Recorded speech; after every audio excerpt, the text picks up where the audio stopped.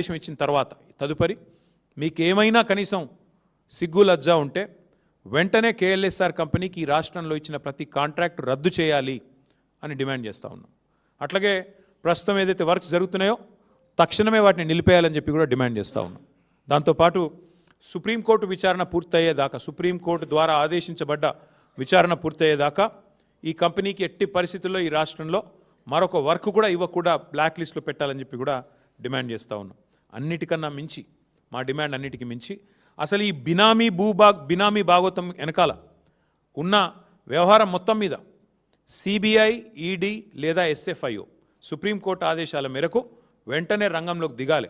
జనరల్గా ఒక రాష్ట్రంలోకి సిబిఐ, ఈడీ రావాలంటే మొన్న కిషన్ రెడ్డి గారు మహానుభావుడు చెప్పాడు, కొత్త విషయం మాకు తెలియదు. రాష్ట్ర ప్రభుత్వం కోరుకుంటే మేము విచారణకు ఆదేశిస్తామని చెప్పాడు. ఎవడైనా దొంగ నన్ను పట్టుకోండా అని చెప్పి పోలీస్ స్టేషన్ పోయి కంప్లైంట్ ఇస్తాడా? కానీ ఇక్కడ ఏమైంది, సుప్రీంకోర్టు ఆల్రెడీ చెప్పింది, ఇక తప్పించుకోలేడు కిషన్ రెడ్డి కూడా. సుప్రీంకోర్టే చెప్పింది సిబిఐ రంగంలో దిగండి, ఈడీ రంగంలో దిగండి, ఎస్ఎఫ్ఐఓ రంగంలో దిగండి అని చెప్పింది. సుప్రీంకోర్టు సెంటర్కి నోటీస్ ఇచ్చింది, స్టేట్కి నోటీస్ ఇచ్చింది. నిజంగా కిషన్ రెడ్డి గారు బీజేపీ ఇవాళ రేవంత్ రెడ్డిని కాపాడుతున్న మాట నిజం కాకపోతే వెంటనే సిబిఐ, ఈడీ, ఎస్ఎఫ్ఐఓ రంగంలో దిగాలి. ఈ బినామీ భాగోతం, కేఎల్ఎస్ఆర్ భాగోతం వెంటనే విచారణ ప్రారంభించి చర్యలు తీసుకోవాలని చెప్పి మేము డిమాండ్ చేస్తూ ఉన్నాం. తీవ్రమైన అవకతవకలు, ఆర్థిక కుంభకోణం, క్రిమినల్ కుట్ర, అధికార దుర్వినియోగం, వీటన్నిటి మీద, మనీ లాండరింగ్ మీద, ముఖ్యమంత్రి గారి పాత్ర మీద కూడా సిబిఐ, ఈడీ వెంటనే విచారణ చేయాలని చెప్పి కూడా మేము డిమాండ్ చేస్తూ ఉన్నాం. దీని మీద వేగంగా స్పందించాల్సిన బాధ్యత ఖచ్చితంగా కేంద్ర ప్రభుత్వం మీద ఉంది. ఇప్పటికే మీకు నోటీస్ ఇచ్చి మరి సుప్రీంకోర్టు 10 రోజులు అయింది. మేము 10 రోజుల తర్వాతే మాట్లాడుతున్నాం. మీరు స్పందిస్తారేమో అనుకున్నాం, స్పందించలేదు. అందుకే స్పందించాల్సిన బాధ్యత మీ మీద ఉంది కాబట్టే మీకు గుర్తు చేయడానికే మరి ఇవాళ ఈ ప్రెస్ మీటు. మరి మధ్యలో ముఖ్యమంత్రి గారు దావోస్లో మాయమయ్యారని కూడా వార్తలు విన్నాం. మాయమై సడన్గా 4-5 రోజుల తర్వాత ఎక్కడో తేలారు.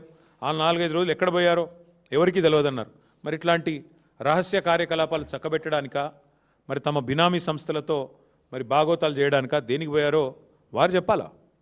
ఈ డబ్బులు గతంలో మీరు గుర్తుండాలి, మీకు ఉత్తమ్ కుమార్ రెడ్డి పీసీసీ ప్రెసిడెంట్గా ఉన్నప్పుడు, రేవంత్ రెడ్డి పీసీసీ ప్రెసిడెంట్గా ఉన్నప్పుడు ఇలాంటి చాలా ఆరోపణలు చేశారు. ఆధారాలు లేకుండా నోటికి ఎంత వస్తే అంత మాట్లాడినారు. కానీ ఇవాళ మేము ఆధారాలతో సహా మాట్లాడుతున్నాం.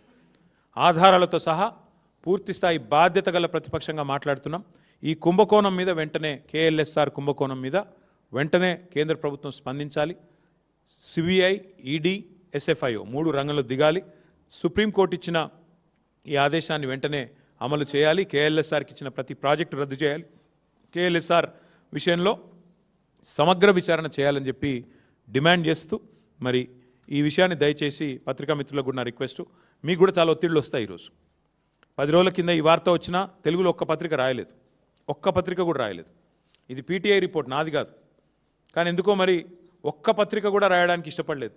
ఒక సియాసత్ పత్రిక రాసింది, కానీ తెలుగు వాళ్ళు ఎవరు రాయలేదు. నేను మా పత్రికా మిత్రులను కూడా కోరుతా ఉన్నా, ఇలాంటి తీవ్రమైన ఆర్థిక నేరగాళ్లను మరి 4th ఎస్టేట్గా ఉన్న మీరు పట్టించుకోకపోతే, మీరు కూడా వీళ్ళని పట్టుకోకపోతే డెఫినెట్గా వాళ్ళు మరింత చెలరేగిపోతారు, మరింత పెట్టరేగిపోతారు. కాబట్టి మీరు కూడా దయచేసి ప్రజల దృష్టికి దీన్ని తీసుకొని రావాలని సోషల్ మీడియా ద్వారా కూడా మా మిత్రులు, మా సోషల్ మీడియా వారియర్స్ కూడా నా విజ్ఞప్తి. మీరు కూడా తప్పకుండా ఈ విషయాన్ని ప్రతి ఒక్కరికి తెలిసే విధంగా వివరంగా, ఎందుకంటే కొంత కాంప్లికేటెడ్ సబ్జెక్టు, బినామీ భాగోతము 6,000 కోట్లు, కొంత విడమర్చి చెప్పాలని ఇంత డీటెయిల్గా చెప్పిన. కాబట్టి ఇవన్నీ కూడా పత్రికాముఖంగా మరి మీరు కూడా ప్రచురించాలని కోరుతూ మీ అందరికీ థ్యాంక్ యూ. బంధుత్వం ఉందా లేదా కనబడుతూనే ఉంది కదా బ్రదర్. ఇప్పుడు నువ్వు నాకు ఏం కనెక్షన్ లేకుండా ల్యాండ్ క్రూజర్ కొనిస్తావా? నీ కార్లో నేను తిరుగుతానా?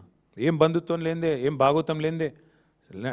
కొనిచ్చిందేం సైకిల్ కాదు, కొనిచ్చిందేం చిన్న ఆటో కాదు, ల్యాండ్ క్రూజర్ అనే టొయోటా ల్యాండ్ క్రూజర్ అంటే ఎంత, దగ్గర 2.5 కోట్ల విలువ చేసే వాహనం. అలాంటి వాహనం ఏం సంబంధం లేకుండా, ఏం బంధుత్వం లేకుండా, ఏం బాధరాయన సంబంధం ఏదో ఒకటి లేకుండా ఉత్తగానే కొనిస్తారా ఆయన? మనలోనే నిన్నటిదాకా ముఖ్యమంత్రి తిరిగింది కదా, ముఖ్యమంత్రి అయ్యేదాకా.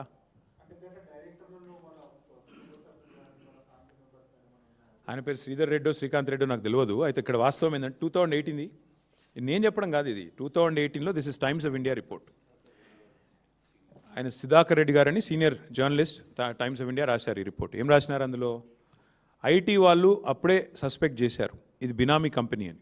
నేను చెప్తాను లేదు, ఇది ఐటీ ఈడీ రైడ్ అయింది రేవంత్ రెడ్డి మీద 2018 సెప్టెంబర్ 27. అందులో ఏం రాశారంటే స్పష్టంగా ఈ కేఎల్ఎస్ఆర్ అనే కంపెనీ నుంచి చాలా అడ్డగోలుగా పైసలు రేవంత్ రెడ్డి కుటుంబీకులకు సంబంధించిన భూపాల్ ఇన్ఫ్రా, సాయి మౌర్య ఎస్టేట్స్ అనే కంపెనీలోకి వచ్చినాయి. అసలు వాళ్ళకి వీళ్ళకి ఏం సంబంధం లేకుండా ఎట్లా వచ్చినాయన్న విషయం మీద ఆరాధిస్తే ఇది బినామీ ఏమో అన్న అనుమానం వస్తున్నది అని టైమ్స్ ఆఫ్ ఇండియా కథనం, నాది కాదు. మరి ఇవన్నీ చూస్తుంటే ఏమనిపిస్తుంది మీకు? ఇటేమో రైడ్లో అక్కడికి వెళ్ళి ఇక్కడ డబ్బులు వచ్చినట్టు కనబడుతుంది. ముఖ్యమంత్రి స్వయంగా కార్లో తిరుగుతాడు. సడన్గా ముఖ్యమంత్రి ఈయన కాగానే మరి దివాలా తీసిన కంపెనీకి 6,000 కోట్ల వర్కులు వస్తాయి. ఏమనిపిస్తుంది మీకు? మళ్ళీ ఇంకా విచిత్రం ఏంటి, ఈ కంపెనీని ప్రోబ్ చేయండి అని చెప్పి సుప్రీంకోర్టు ఆదేశం ఇస్తే, జనవరి 23 నాడు ఆదేశం ఇస్తే మా మీద వెంటనే వరుసగా ధారావాహికంగా హరీష్ రావు గారిని, నన్ను, తర్వాత సంతోష్ని, తర్వాత కేసీఆర్ గారిని వరుసగా జనవరి 22 ఆదేశం సుప్రీంకోర్టు. వరుసగా అప్పటి నుంచి ఫోన్ ట్యాపింగ్లో అగ్రెసివ్గా విచారణ పేరిట డ్రామా. ఏమెత్తిపోయింది అర్జెంటుగా? 2 ఏళ్ల నుంచి లేని హడావుడు ఇప్పుడు ఎందుకు? చూస్తే ఇదంతా జరిగింది. ఆఖరికి జడ్జిలను భయపెట్టే కాడికి వచ్చింది వీళ్ళ కథ. వీళ్ళెంత దుర్మార్గం అంటే జడ్జిలని భయపెడితే ఆయన తప్పుకున్నాడు, ప్రలోభ పెడితే తప్పుకున్నాడు. భయపెట్టడం కాదు, ఒత్తిడి చేశారు, ప్రలోభ పెట్టారు, తప్పుకున్నాడు ఆయన కూడా ఆఖరికి. అంటే ఇంత దుర్మార్గంగా ఈరోజు ఈ రాష్ట్రంలో ముఖ్యమంత్రి గారు ఆయన బినామీల భాగవతం నడుస్తుంది. ఇంకోటి, ఇక అన్నీ నేనే చెప్తే మరి పరిశోధనాత్మకమైన జర్నలిస్టులు మీరేం చేస్తారు? మీరు కూడా కొంత తవ్వండి, తీయండి. ముఖ్యమంత్రి గారు బినామీ భాగవతం బయట పెట్టండి, పెట్టి మొత్తం ప్రజల ముందు పెట్టండి. ఇక అదొక కామెడీ సీరియల్ బ్రదర్, వదిలేదు. ఎందుకంటే అది కోర్టులో తెలుసుకుంటాము. మా తమ్ముడు ఈరోజు పొద్దున ఆల్రెడీ మాట్లాడిండు. ఈ స్వయంగా ఆ సంజయ్ అంటే ఆయనకు ముఖ్యమంత్రి కండువా కప్పిండు. ఇక ఆయన మరి ఆ సార్ పేరు గడ్డం ప్రసాద్ కాదు, గాంధారి ప్రసాద్ ఇప్పుడు ఆయన పేరుగా. కళ్ళ గంతలు కట్టుకున్నాడు సారు, ఆ స్పీకర్ సార్. ఆయన అంటే నాకు గౌరవం, నాకు మిత్రుడు. ఈరోజు కాదు, నాకు 20 ఏళ్ళ మిత్రుడు మా ప్రసాద్ అన్న. కానీ ఇక పాపం ముఖ్యమంత్రి గారి ఒత్తిడి, ముఖ్యమంత్రి గారి ప్రభావం, ఇక ఇంతకింత ఆఖరి జడ్జిలనే భయపెడుతుండే ముఖ్యమంత్రి. మా ప్రసాద్ అన్న పాపం ఏం చేస్తాడు? గాంధారి ప్రసాద్ అయిపోయింది పాపం, ఆయన కళ్ళకు గంతలు కట్టుకున్నాడు. స్పష్టంగా కండువ కప్పుతూ ముఖ్యమంత్రి గారే సంజయ్ కుమార్కి పిలిస్తే ఇక అది కనబడతలేదు అంటే నేను ఏం చేయాలి? ఎవరు ఏం చేయాలి? కోర్టుకు పోతాం, మళ్ళీ కోర్టుకు పోతాం, అందరు ఎమ్మెల్యేల మీద కోర్టుకు పోయి కొట్లాడతాం. Thank you.